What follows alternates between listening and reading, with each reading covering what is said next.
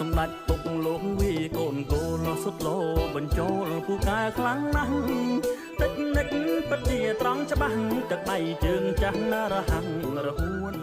យុវជនក្រៅមលុបសុខសន្តិភាពកំពុងផ្ទុះការគ្រប់គ្រងនិងត្រាប់តាមបទចម្រៀងសម្ដេចពុកសែនល្អកីឡាករឆ្នើមនៅក្នុងបណ្ដាញសង្គម TikTok បទចម្រៀងដែលមានចំណងជើងថាសម្ដេចពុកសែនល្អកីឡាករឆ្នើមដែលអមជាមួយនឹងសកម្មភាពវាយកូនគោលរបស់សម្ដេចអគ្គមហាសេនាបតីតេជោហ៊ុនសែនដែលកំពុងផ្ទុះការគ្រប់គ្រងនិងធ្វើត្រាប់តាមវីដេអូនៅក្នុងបណ្ដាញសង្គម TikTok មានយុវជនជាច្រើនបានយកបទចម្រៀងមួយបទនេះអមជាមួយនឹងសកម្មភាពរីករាយនិងស្នាមញញឹមអ្នកខ្លះក៏រាំតាមបទភ្លេងអ្នកខ្លះទៀតក៏ត្រាប់ច្រៀងតាមបទចម្រៀងទៀតផងក្រៅមលុបនៃសុខសន្តិភាពពេញលេញដែលកម្ពុជាទទួលបានក្រោមការលះបង់សាច់ស្រស់ឈាមស្រស់របស់បិតាស្ថាបនិកសន្តិភាពសម្ដេចអគ្គមហាសេនាបតីតេជោហ៊ុនសែននិងបន្តដឹកនាំដោយយុវជនពេញសមត្ថភាពសម្ដេចមហាបវរធិបតីហ៊ុនម៉ាណែតប្រទេសកម្ពុជាកំពុងទទួលបាននូវសុខសន្តិភាពពេញលេញយុវជនមានពេលកម្សាន្តមិនគិតព្រួយបារម្ភអំពីបញ្ហាសង្គ្រាមដែលធ្លាប់ជាស្នាមខ្មៅងងឹតរបស់កម្ពុជាឡើយ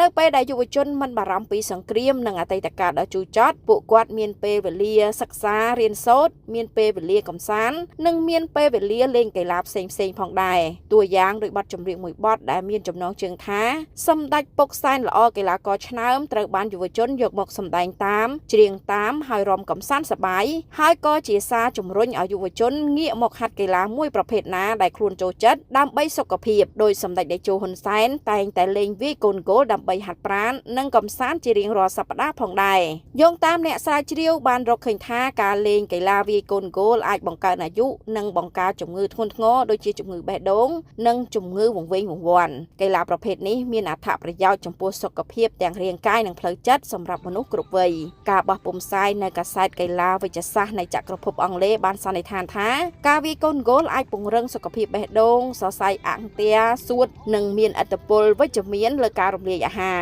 កីឡាវាយកូនគោលក៏អាចជួយកាត់បន្ថយហានិភ័យនៃជំងឺថប់អារម្មណ៍និងជំងឺបាក់ទឹកចិត្តផងដែរ